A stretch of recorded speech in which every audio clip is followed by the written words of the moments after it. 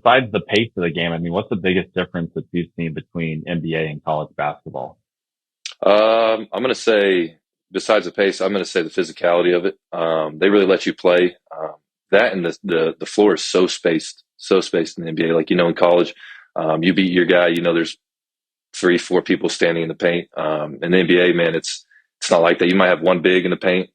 Everything's just so spread out. Everything's based on shooting now. And that and physicality, man, those guys, I mean, like you get like Embiid or Jokic in there, man, that's 7'2" a lot. You know what I mean? And they're strong, they're physical, but they also know how to kind of play the game with the refs. So if you actually go leaning on them pretty hard, they're just going to flop and get a call. But no, man, those guys are they're the top of the top for a reason, and man, they're good at what they do for sure. No doubt. It's not like playing down in Lubbock, Texas, where you're getting topside defended and you got two or three defenders coming over on the baseline. There's a little bit more space there, I assume. Yeah, just slightly. There's always like help side's always a little faster in the NBA, but it's only going to be like one person, and that person's usually going to be like 7 foot, really athletic, and that's definitely the biggest difference, man. Those guys they're fast, athletic, and man, and when they hit you, oh my God, you know about it. They light you up. But yeah, it's definitely not like getting dust in your breakfast at Lubbock, Texas, for sure. There's some differences for sure. Sure. Yeah. What would you say the hardest part of your journey coming out, kind of being in the G League into that two-way and then making an NBA roster? What was the hardest part in that journey for you? I'd say the hardest part was definitely my rookie year.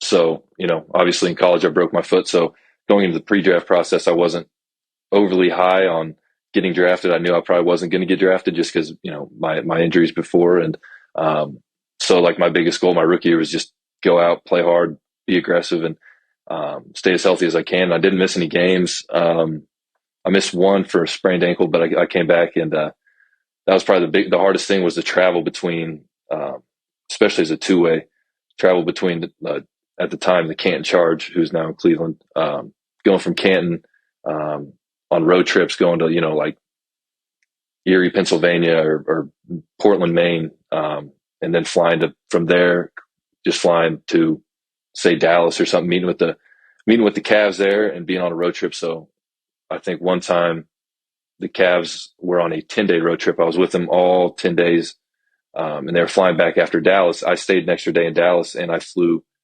from Dallas to Denver to Portland, Maine, and Portland, Maine met up with the Charge and was on a 10-day road trip, the start of a 10-day road trip there. So I was on the road for 20 days, had one suitcase. And so I was in the Holiday Inn doing laundry with quarters.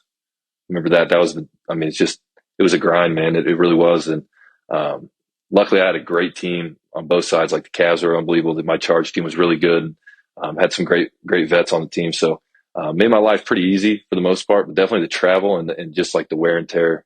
Because, the Charge play, another story, the Charge play 11 a.m. School day game. So these kids in Canton get out of school, they come to the game.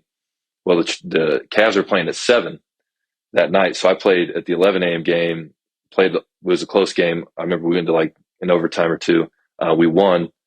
And as soon as I got out of the shower, one of the coaches was like, "Hey, you're reporting up to the Cavs right now for tonight's game." So I jumped in with the coach right after. I had no bag, no clothes, and I drove from Canton to Cleveland, missed my shooting time, got to the game. We got blown out by, don't remember who, but I played the whole fourth quarter of that game. I was so tired afterwards that I showered and was sitting in my chair changing, and I fell asleep.